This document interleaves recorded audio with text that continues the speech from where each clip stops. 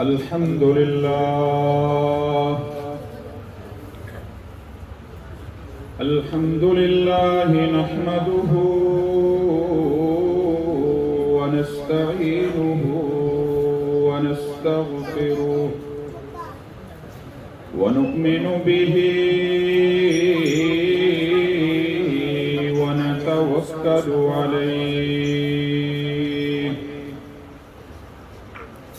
ونعوذ بالله من شرور أنفسنا ومن سيئات أعمالنا من يهده الله فلا مضل له ومن يضلله فلا هادي له ونشهد أن لا إله إلا الله وحده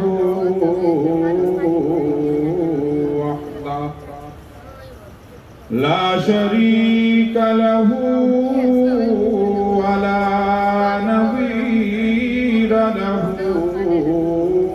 ولا وزير له أما بعد فأعوذ بالله من الشيطان الرجيم بسم الله الرحمن الرحيم شهر رمضان الذي أنزل فيه القرآن هدى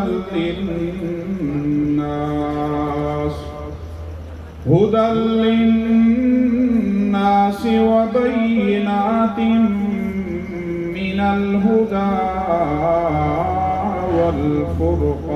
والفرقان قال النبي صلى الله تعالى عليه وسلم الرمضان والقرآن يشفعان للعبد يوم القيامة صدق الله وصدق رسوله النبي الأمي الكريم ونحن على ذلك لمن الشاهدين والشاكرين والحمد لله رب العالمين رب اشرح لي صدري ويسر لي أمري واحلل عقدة من لساني يفقه قولي سبحانك لا علم لنا إلا ما علمتنا اللهم لا علم لنا إلا ما علمتنا إنك أنت العليم الحكيم رب زدني علما رب زدني علما رب زدني عملا إن الله وملائكته يصلون على النبي يا أيها الذين آمنوا صلوا عليه وسلموا تسلیما. محبت کے ساتھ بآواز بلند درود پاک پڑھنا. اللهم صل على محمد وعلى آل محمد كما صليت على إبراهيم وعلى آل إبراهيم إنك حميد مجيد. اللهم بارك على محمد وعلى آل محمد كما باركت على إبراهيم وعلى آل إبراهيم إنك حميد مجيد. ثنا گو پتا پتا ہے خدایا، ثنا گو پتا پتا ہے خدایا، دم بدم تیرا یہ زمین و آسمان تیرے ہیں، یہ موجود و عدم تیرا، اور جو اس دنیا میں تیرا کھا کر تیرے شکوے کرے یا رب، تو تعجب ہے کہ ان پہ بھی رہے لطف و کرم تیرا. معزز و مکرم سامعین، محترم المقام جناب علماء کرام، حفاظ کرام، آج گزشتہ سالوں کی طرح اس سال بھی حافظ ملک محمد طاہر صاحب ان کے حجرہ میں ہمارے دوست، ہمارے بھائی حافظ محمد نثار خان صاحب نے تراویح کے اندر اللہ رب العالمین کی کتاب قرآن مجید کو پورا کیا ہے. سب سے پہلے میں حافظ صاحب کو مبارکباد دیتا ہوں. رب العالمین کی بارگاہ میں التجا کرتا ہوں کہ رب العالمین حافظ صاحب کا پڑھنا، آپ حضرات کا سننا، اس کو اپنے دربار میں قبول و منظور فرما کر ہم سب کے لیے اس کو ذخیرہ آخرت بنا دے. ہماری خوش قسمتی ہے کہ رب العالمین نے ہمیں رمضان المبارک کا مبارک مہینہ عطا فرمایا ہے. ہمارے بزرگ، ہمارے اکابرین جتنے بھی گزرے ہیں، ایک دوسرے پر فخر کیا کرتے تھے کہ رب العالمین نے زندگی میں مجھے اتنے رمضان المبارک عطا فرمائے ہیں. رمضان المبارک کا یہ مبارک مہینہ یہ نیکیوں کا سیزن ہے. جس طرح دیکھیں دنیا کا بھی ایک معمول ہے کہ جس چیز کا سیزن ہوتا ہے دن رات ایک کر کے اس کے لیے محنت کرنی پڑتی ہے، کوشش کرنی پڑتی ہے، نیندوں کو جو ہے خراب کرنا پڑتا ہے، پریشانیاں تکلیفیں اٹھانی پڑتی ہیں. اسی طرح رب العالمین نے یہ رمضان المبارک کا مبارک مہینہ یہ نیکیوں کا سیزن ہمیں قرار دیا ہے. اتنا مبارک مہینہ ہے کہ جو آدمی بھی اس مہینے کے اندر فرض نماز پڑھتا ہے، ایک فرض نماز پڑھتا ہے، رب العالمین اس کو 70 فرض نمازوں جتنا ثواب عطا فرماتے ہیں. فرمایا جو بھی آدمی نیکی کرتا ہے رمضان المبارک کے اندر، اللہ رب العالمین نے اس مہینے کے اندر اس نیکی کا اجر و ثواب بھی کیا کر دیا ہے، بڑھا دیا ہے. چونکہ رمضان اور قرآن کا آپس میں گہرا تعلق ہے، فرمایا غیر رمضان المبارک کے اندر ہم اور آپ قرآن مجید پڑھتے ہیں تو رب العالمین ہمیں ایک ایک حرف کے بدلے ایک ایک نیکی عطا فرماتے ہیں. لیکن رمضان المبارک کا مبارک مہینہ آتا ہے تو اللہ کا قانون تبدیل ہو جاتا ہے. اب جو آدمی بھی رمضان المبارک کے مبارک مہینے کے اندر رمضان المبارک کے مہینے کے اندر قرآن کا ایک لفظ پڑھتا ہے نا، رب العالمین ایک لفظ کے بدلے میں اس کو 70 گنا زیادہ نیکیاں عطا فرماتے ہیں۔ نبی پاک صلی اللہ علیہ وآلہ وسلم نے مثال دے کے فرمایا ہے کہ الف لام میم، اس کو یہ نہ سمجھا جائے کہ یہ ایک حرف ہے، بلکہ فرمایا الف حرف، الف الگ حرف ہے، لام حرف، لام الگ حرف ہے، اور میم حرف، میم الگ حرف ہے۔ اب جو آدمی رمضان المبارک کے اندر الف لام میم کی تلاوت کرے گا، اس کو رب العالمین کتنیاں نیکی دیں گے؟ 30 نیکیاں اس کے نامہ اعمال کے اندر اللہ لکھ دیں گے۔ کتنا بابرکت مہینہ ہے دوستو۔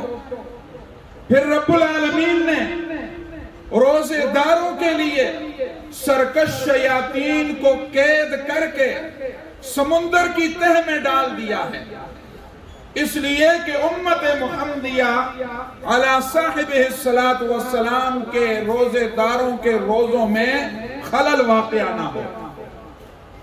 اور فرمایا جو آدمی بھی رمضان المبارک کے مبارک مہینے کے اندر قرآن مجید کثرت سے تلاوت کرے گا، رات کو تراویح کے اندر کھڑے ہو کر قرآن مجید پڑھے گا یا سنے گا، احادیث کے اندر آتا ہے کہ کل قیامت والا دن ہوگا، جس آدمی نے بھی رمضان المبارک کے اندر تراویح کے اندر قرآن مجید سنا، تھوڑی بہت تکلیف اٹھائی، فرمایا کل قیامت والا دن ہوگا، یہ قرآن سامنے آ جائے گا، رب العالمین کی بارگاہ میں یہ سفارشی بنے گا، قرآن سفارش کرے گا کہ الہ العالمین یہی وہ بندہ ہے جو رات کو کھڑے ہو کر قرآن مجید کی تلاوت کیا کرتا تھا۔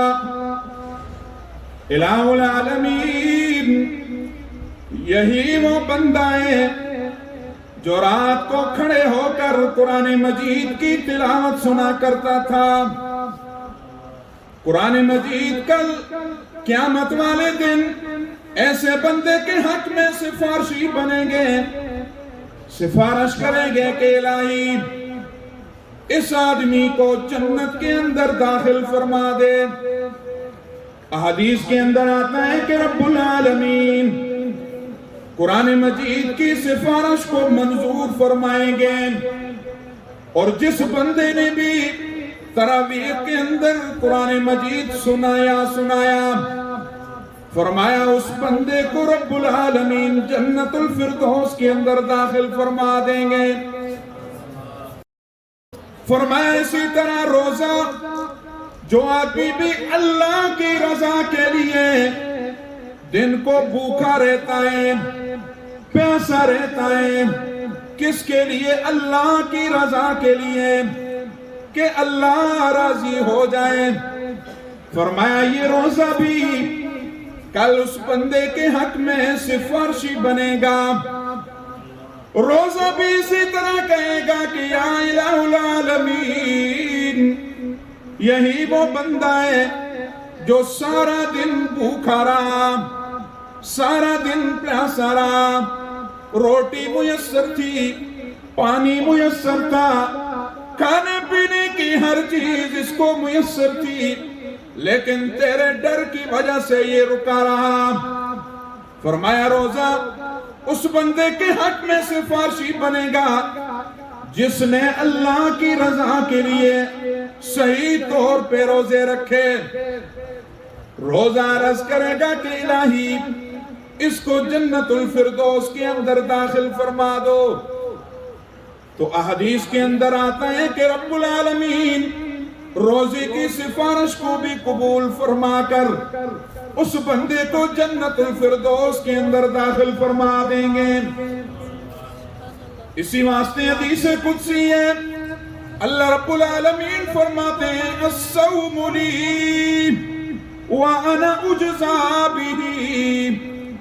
فرمایا روزہ میرے لیے ہے اور اس کا بدلہ میں خدا دوں گا۔ فرمایا الہ العالمین باقی عبادات بھی ہیں، نماز بھی ہے، زکوٰۃ بھی ہے، حج بھی ہے، زکوٰۃ بھی ہے، باقی عبادات بھی ہیں، لیکن رب العالمین نے روزے کو کیوں مخصوص کیا ہے؟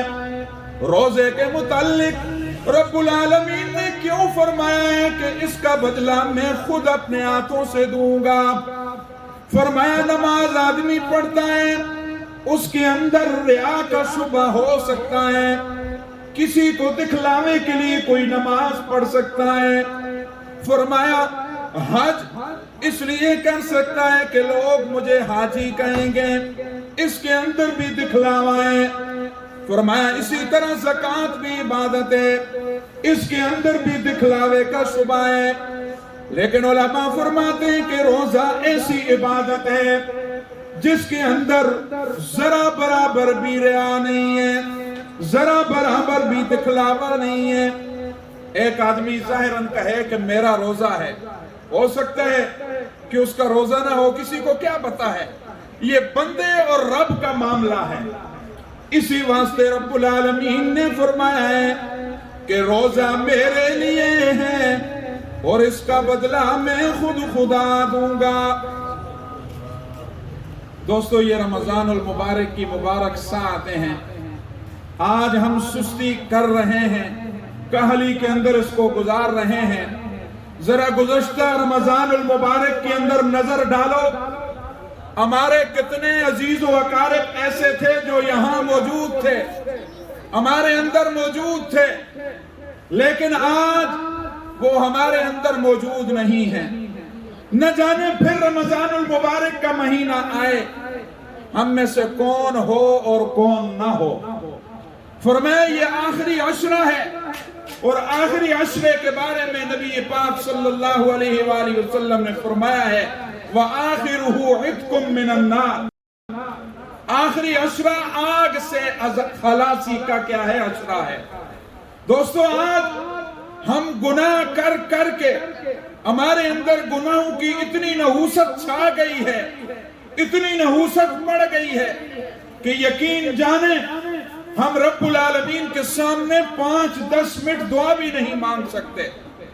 رب العالمین کے فرشتے، رب العالمین خود سب سے نیچلے آسمان پہ آ کے خود آوازیں لگاتے ہیں کہ کوئی ہے بخشش مانگنے والا، کوئی ہے مجھ سے کوئی اپنی بات منوانے والا کہ میں اس کی بات کو پورا کر دوں، کوئی ہے بخشش طلب کرنے والا کہ میں اس کی بخشش کر دوں، کوئی ہے اولاد مانگنے والا کہ میں اس کو اولاد دے دوں۔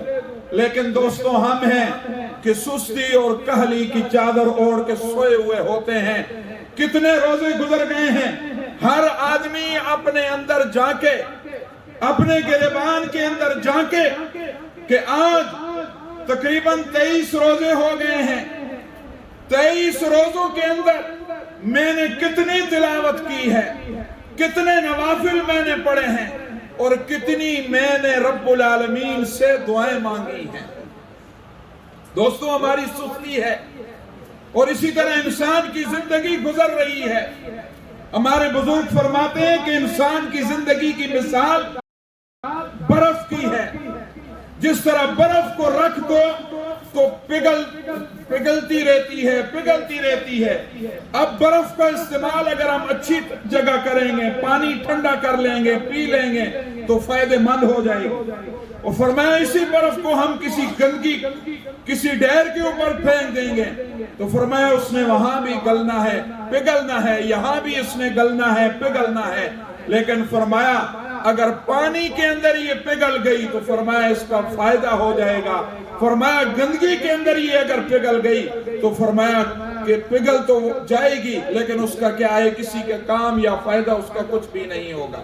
اسی طرح ہماری زندگی بھی گزر رہی ہے، لیکن آج ہمیں پرواہ ہی نہیں ہے۔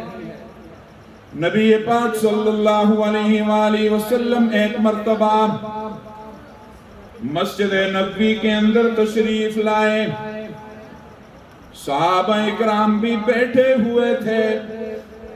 نبی پاک صلی اللہ علیہ وآلہ وسلم نے کسی سے کوئی بات چیت نہیں کی. فرمایا کسی سے کوئی بات چیت نہیں کی اور سیدھا محراب کے اوپر چڑھ گئے.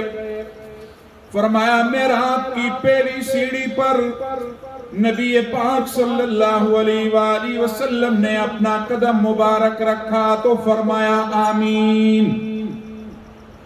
دوسری سیڑھی پر نبی پاک صلی اللہ علیہ وآلہ وسلم نے اپنا قدم مبارک رکھا تو پھر فرمایا آمین. تیسری سیڑھی پہ نبی پاک صلی اللہ علیہ وآلہ وسلم نے اپنا قدم مبارک رکھا تو پھر فرمایا آمین. صحابہ اکرام نے بڑے تعجب سے پوچھا کہ ہم نے آپ سے عجیب بات دیکھی ہے. آپ مسجد تشریف لائے اور منبر کی پہلی سیڑھی پہ آپ نے قدم رکھ کے فرمایا آمین. دوسری سیڑھی تیسری سیڑھی پہ قدم رکھ کے فرمایا آمین. یہ کیا معاملہ ہے؟ فرمایا جبرائیل امین 3 بددعائیں لے کے حاضر ہوئے تھے. 3 بددعائیں لے کے حاضر ہوئے تھے اور مجھے حکم تھا کہ آپ نے ان تینوں بددعاؤں پہ آمین کہنی ہے. فرمایا پہلی بددعا جو حضرت جبرائیل امین نے دی، فرمایا ہلاک ہو جاوے وہ شخص، تباہ و برباد ہو جائے وہ شخص جو رمضان المبارک کا مبارک مہینہ پائے اور پھر بھی اپنی بخشش نہ کروا سکے. تو نبی پاک نے فرمایا کہ مجھے حکم ہوا کہ آپ آمین کہیں. میں نے کہا آمین. ذرا غور کریں بددعا دینے والا کون ہے؟ بولے حضرت جبرائیل امین. اور بددعا کے اوپر آمین کہنے والی کون سی ہستی ہے؟ محمد الرسول اللہ صلی اللہ علیہ وآلہ وسلم کی. نبی پاک صلی اللہ علیہ وسلم نے فرمایا پہلی سیڑھی پہ میں نے قدم رکھا تو فرمایا کہ ہلاک ہو جاوے وہ شخص جو رمضان المبارک کا مبارک مہینہ پائے اور پھر بھی وہ اپنی بخشش نہ کروا سکے. اتنا مبارک مہینہ کہ 11 مہینے ہم رب کی رحمت کو ڈھونڈتے ہیں لیکن رب کی رحمت رمضان کے اندر ہمیں ڈھونڈتی ہے. پھر بھی اس مہینے کے اندر نبی پاک فرما رہے ہیں کہ وہ آدمی ہلاک ہو جائے، برباد ہو جائے کہ اس مہینے کو پائے اور پھر بھی اپنی بخشش نہ کروا سکے. فرمایا دوسرا آدمی، فرمایا وہ آدمی بھی ہلاک ہو جائے جو اپنے والدین میں سے دونوں کو یا ایک کو پائے اور رب سے دعا کر کے ان کو جنت کے اندر داخل نہ فرما سکے. تو میں نے کہا آمین. فرمایا تیسری بددعا دی. فرمایا ہلاک ہو جاوے وہ شخص جس کے سامنے آپ کا نام نامی اسم گرامی آئے اور وہ درود پاک نہ پڑھے. تو دوستو ہمیں اس بات کے اندر غور کرنا چاہیے کہ کہیں ہم بھی اس بددعا کے اندر شامل تو نہیں کہ فرمایا رمضان المبارک کا مبارک مہینہ ہمیں ملا ہے لیکن پھر بھی ہماری بخشش نہ ہو. فرمایا یہ ہمارے لیے کیا ہے؟ تباہ و بربادی ہے، یہ ہمارے لیے ہلاکت ہے. فرمایا دوستو رمضان المبارک کا احترام کسی اگر غیر مسلم نے بھی کیا ہے نا تو رب العالمین نے اس کو بھی خالی نہیں لوٹایا. فرمایا ایک مجوسی تھا، اس کا بیٹا تھا جو مسلمانوں کے سامنے روزے کھایا کرتا تھا. آج ہمارے نوجوان سرے عام روزے کھاتے ہیں، جدھر دیکھو نوجوان کھا رہا ہے، روزے کھا رہے ہیں سرے عام. اگر ان کو بولو تو کہتے ہیں میری مرضی، میں رکھوں نہ رکھوں تمہیں کیا ہے. دوستو یہ بہت بڑی ہلاکت ہے. فرمایا جن لوگوں نے رمضان المبارک کی قدر کی، رمضان المبارک کا احترام کیا، صرف احترام کرنے کی وجہ سے بھی رب العالمین نے ان کو جنت الفردوس کے اندر داخل فرما دیا۔ فرمایا مجوسی تھا، آگ کی پرستش کیا کرتا تھا، اس کا بیٹا سر عام مسلمانوں کے سامنے کھاتا پیتا تھا۔ مجوسی کو یہ بات پسند نہیں آتی تھی، بیٹے کو روز سمجھاتا تھا کہ میرے بیٹے یہ مسلمانوں کا محترم مہینہ ہے، مسلمان اس مہینے کا بڑا احترام کرتے ہیں، تو بے شک کھا پی لیکن مسلمانوں کے سامنے نہ کھایا کر نہ پیا کر۔ فرمایا بیٹے کو سمجھایا لیکن بیٹا نہیں سمجھا، ایک دن غصے کے اندر آ کر بیٹے کو مارا۔ فرمایا وہ مجوسی مر گیا۔ اس علاقے کے جو بزرگ تھے کچھ عرصے بعد اس کو وہ مجوسی خواب کے اندر آیا، اس نے پوچھا کہ رب العالمین نے تیرے ساتھ کیا معاملہ کیا ہے؟ فرمایا رب العالمین نے میری بخشش کر دی ہے۔ اس بزرگ نے بڑا تعجب کیا کہ تو نے ساری زندگی آگ کی پرستش کی ہے، آگ کی پوجا کی ہے، پھر تیری رب العالمین نے کیسی بخشش کر دی ہے؟ فرمایا میں نے ساری زندگی گناہ کیے، ساری زندگی آگ کی پوجا کی، لیکن رب العالمین نے ایک وجہ سے میری بخشش کر دی۔ فرمایا رب العالمین نے مجھے فرمایا کہ وہ وقت اور وہ دن تیری وہ اس ادا مجھے بہت پسند آئی کہ جس وقت تو نے اپنے بیٹے کو اس وجہ سے ڈانٹا تھا کہ یہ مسلمانوں کا محترم مہینہ ہے، اس کا احترام کیا کر۔ فرمایا تیری یہ بات مجھے بہت زیادہ پسند آئی، میں نے تیرا احترام رمضان کرنے کی وجہ سے جنت الفردوس کے اندر تیرا داخلہ طے کر دیا۔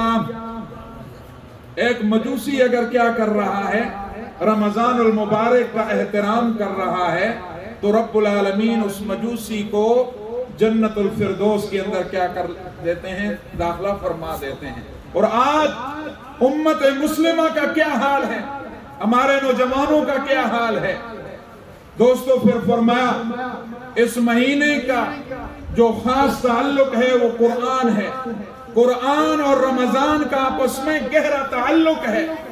پھر فرمایا کہ قرآن کے اندر رب العالمین نے بڑی تاثیر رکھی ہے۔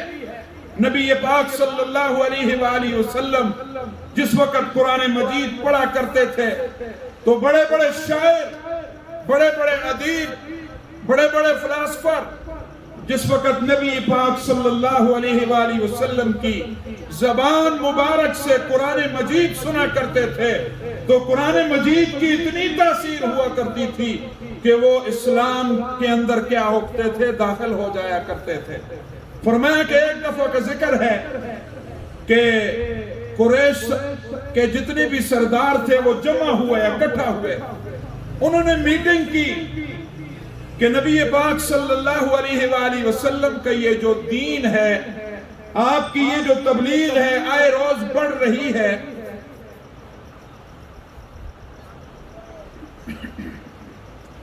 کسی طریقے سے نبی پاک صلی اللہ علیہ وآلہ وسلم کے مشن کو روکا جائے۔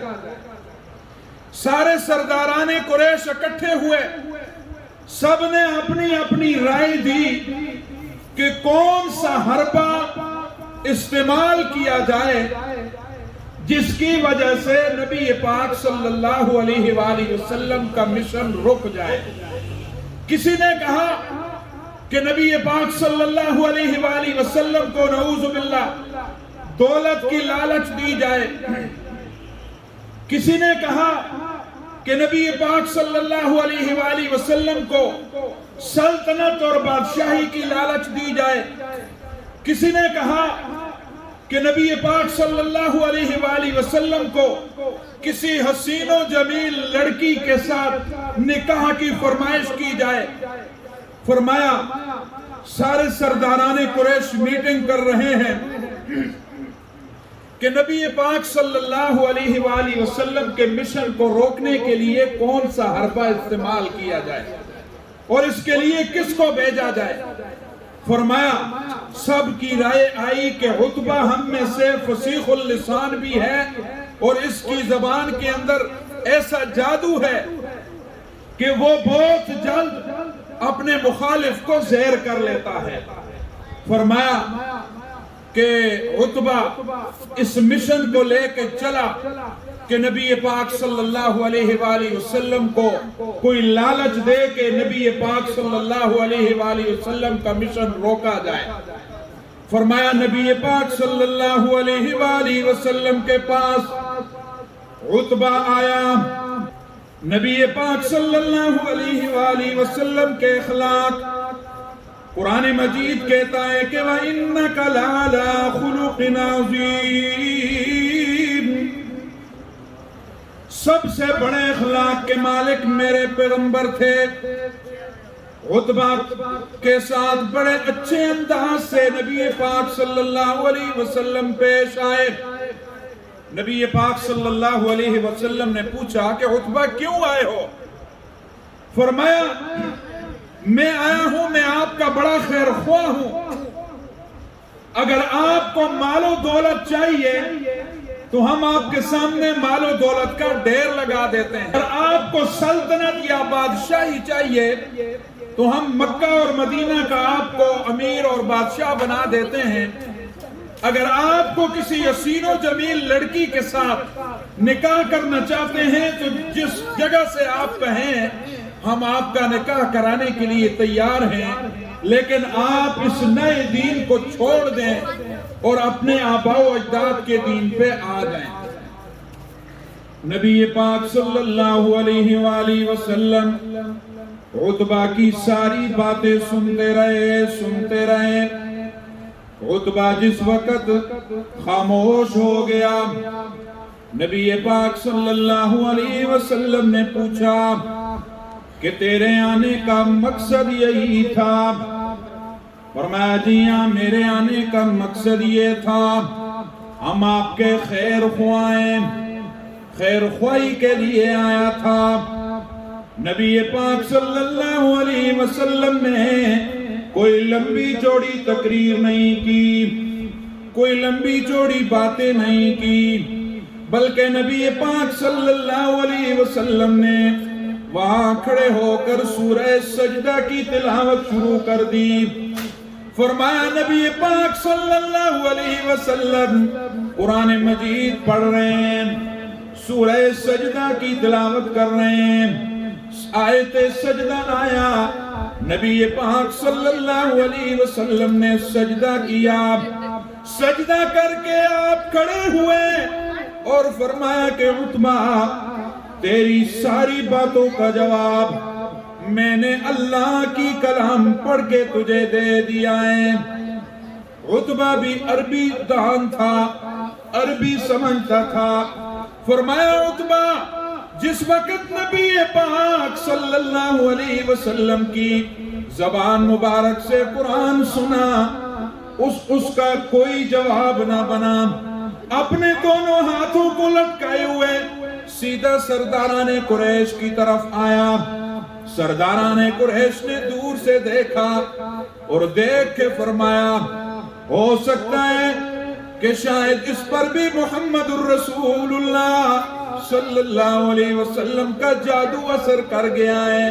فرمایا سرداران قریش نے پوچھا کیا بات لے کے آئے ہو؟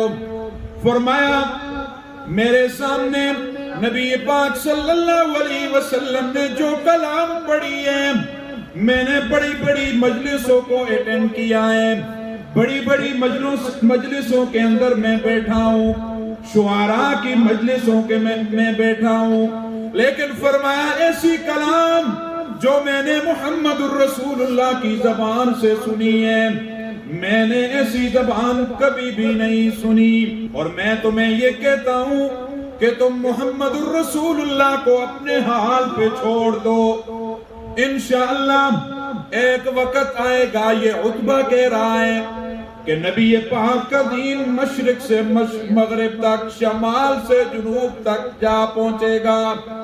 تو فرمایا نبی پاک صلی اللہ علیہ وآلہ وسلم قرآن مجید پڑھا کرتے تھے، اور آپ کے قرآن مجید پڑھنے کے اندر اتنی تاثیر ہوا کرتی تھی کہ وہ کافر جو اپنے آپ پہ بڑا ناز کیا کرتا تھا، اپنے فصاحت لسان پہ ناز کیا کرتا تھا، فرمایا وہ بھی نبی پاک صلی اللہ علیہ وسلم کے سامنے زیر ہو جایا کرتا۔ تو جہاں قرآن مجید پڑھا جاتا ہے وہاں اللہ کی رحمتیں اترتی ہیں۔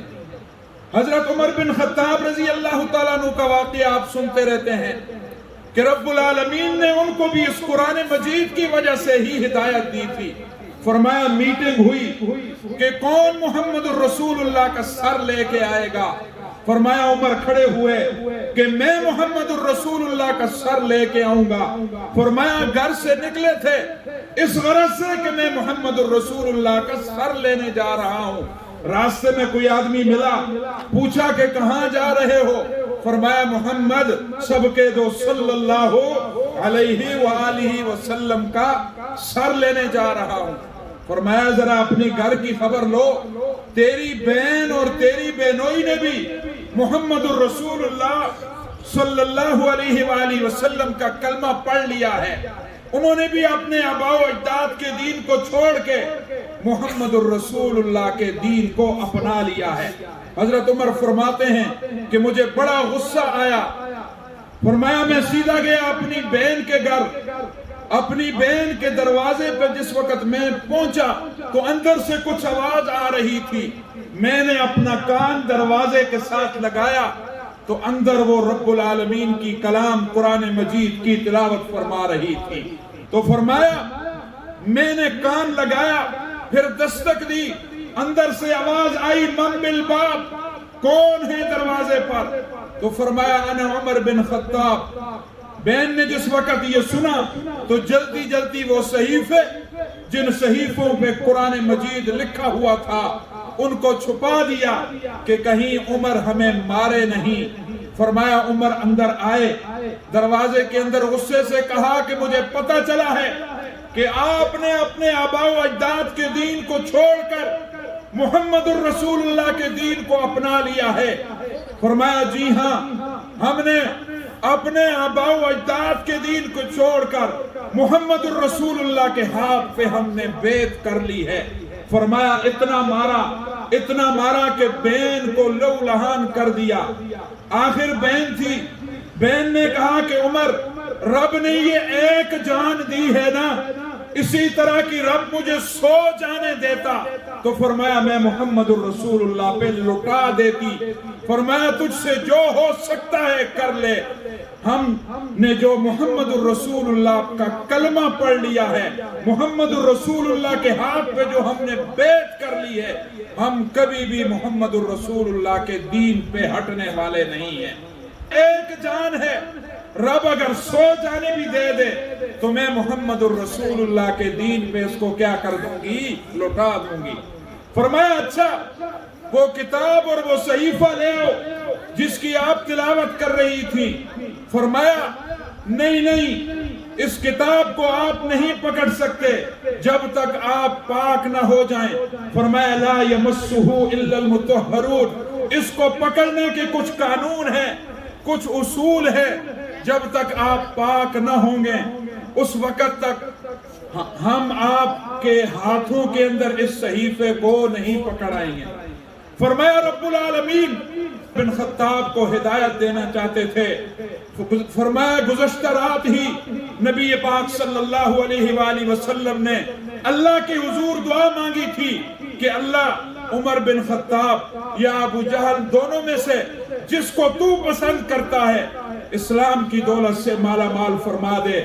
فرمایا نبی پاک صلی اللہ علیہ وسلم کی دعا قبول ہونی تھی کہ فرمایا حضرت عمر گئے، غسل کیا۔ فرمایا غسل کرنے کے بعد قرآن مجید سنا تو فرمایا اس طرح رونے لگے کہ جس طرح ایک چھوٹا بچہ جس وقت اس کو بھوک لگتی ہے تو بلک بلک کر کیا کرتا ہے، روتا ہے۔ فرمایا حضرت عمر بن خطاب بھی جس وقت انہوں نے قرآن سنا تو قرآن کے وہ الفاظ کیا تھے، بجلی تھی، حضرت عمر بن خطاب کے دل و دماغ کو روشن کر دیا۔ فرمایا کہ مجھے سیدھا دربار رسالت کے اندر لے جاؤ، میں محمد الرسول اللہ کے ہاتھ پہ ہاتھ رکھ کے کیا کرتا ہوں، اسلام قبول کرتا ہوں۔ حضرت عمر ادھر سے نکلتے ہیں، نبی پاک صلی اللہ علیہ وآلہ وسلم کو بتایا گیا کہ عمر، فرمایا بیٹھ جاؤ۔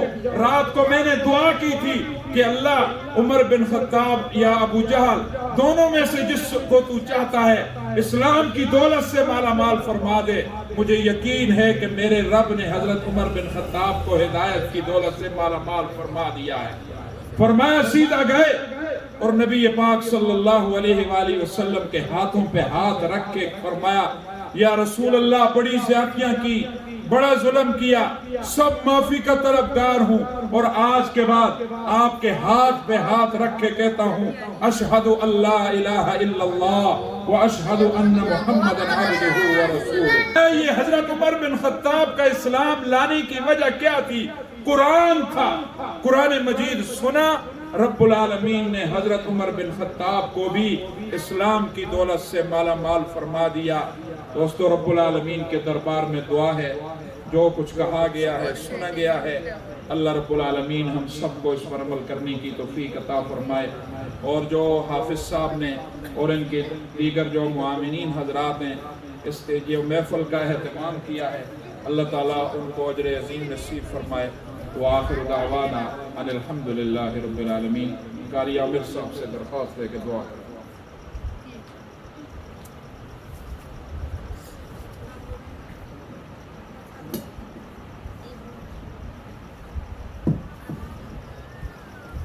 سارے حضرات درود شریف پڑھیں۔ اللہم صلی اللہ علیہ وعلی آلہ وبارک وسلم تسلیما کثیرا۔ الحمدللہ رب العالمین والصلاة والسلام علی اشرف الانبیاء والمرسلین۔ اللہم انک عفو تحب العفو فاعف عنا۔ اللہم اکفنا بحلالک عن حرامک واغننا بفضلک من سواک۔ اللہم اکفنا بحلالک عن حرامک واغننا بفضلک من سواک۔ اللہم انا نسألک علما نافعا ورزقا طیبا وافرا وعملا متقبلا وشفاء من كل داء۔ اللہم طہر قلبی من النفاق وعملی من الریاء ولسانی من الكذب وعینی من الخیانہ فإنک تعلم خائنۃ الأعین وما تخفی الصدور۔ رضیت باللہ ربا وبالاسلام دینا وبمحمد نبیا جزا اللہ عنا محمد ما هو اہلہ۔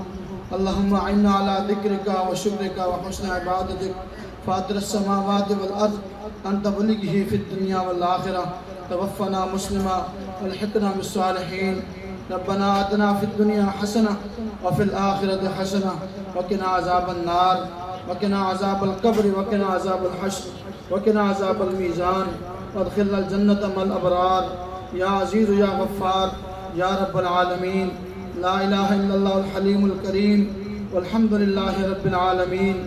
اسألک موجبات رحمتک وعزائم مغفرتک والغنیمت من کل بر والسلامت من کل اسم۔ لا تدع لنا ذنبا الا غفرتا ولا ہما الا فرجتا ولا حاجت من حواج ہی لک رضا الا قضیتها یا ارحم الراحمین۔ یا اللہ پاک ان حفاظ کرام کو قرآن اپنی بارگاہ کے اندر قبول و منظور فرما۔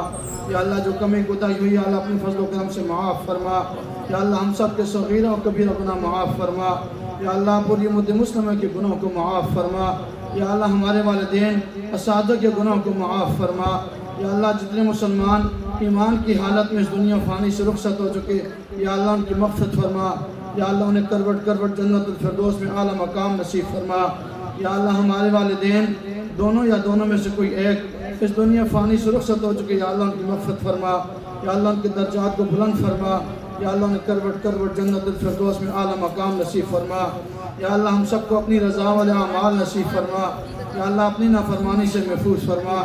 یا اللہ آقا صلی اللہ علیہ وسلم کی نافرمانی سے محفوظ فرما، یا اللہ اپنے والدین اساتذہ کی نافرمانی سے محفوظ فرما، یا اللہ اپنی رضا والے اعمال نصیب فرما، یا اللہ ہماری زبانوں کے اوپر اپنا ذکر جاری فرما، دلوں کے اوپر اپنا فکر جاری فرما، یا اللہ اپنی رضا والے اعمال نصیب فرما، یا اللہ امت مسلمہ کو اتفاق اور اتحاد نصیب فرما، یا اللہ وطن عزیز پاکستان کو سلامتی نصیب فرما، یا اللہ اس کے دشمن کی سازش کو ناکام فرما، یا اللہ کفر کا منہ کالا فرما، یا اللہ اسلام کا بول بالا فرما، یا اللہ اس دین، یا اللہ ملک کے اندر جہاں پوری دنیا کے اندر جہاں تیرے دین کا کام ہو رہا ہے، یا اللہ جس انداز میں ہو رہا ہے، یا اللہ تمام کی مدد و نصرت فرما، یا اللہ تمام کے حوصلے بلند فرما، یا اللہ تمام کی پشپنائی فرما، یا اللہ مساجد مدارس کی حفاظت فرما، یا اللہ علماء طلباء کی، یا اللہ دیندار لوگوں کی، یا اللہ مسلمانوں کی حفاظت فرما، یا اللہ امت مسلمہ کو ایک اور نیک بنا، یا اللہ امت مسلمہ کو ایک اور نیک بنا، یا اللہ اس مبارک مہینے کی قدر کرنے کی توفیق نصیب فرما،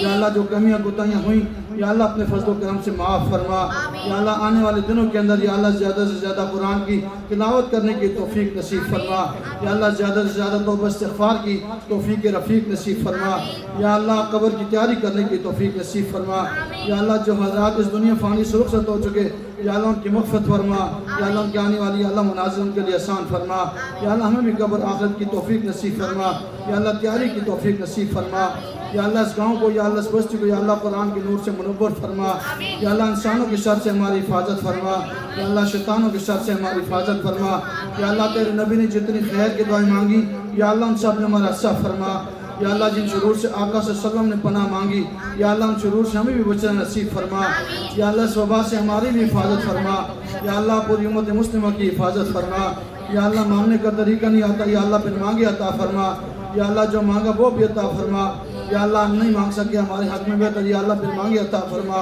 یا اللہ ہم سب کا خاتمہ بالخیر بالایمان فرما، یا اللہ جب موت کی باری آئے یا اللہ تیرے فضل و کرم سے یا اللہ ہماری زبان کے اوپر کلمہ طیبہ کا ورد جاری و ساری ہو، لا الہ الا اللہ محمد رسول اللہ، سبحان ربک رب العزت عما یصفون وسلام علی المرسلین والحمد للہ رب العالمین۔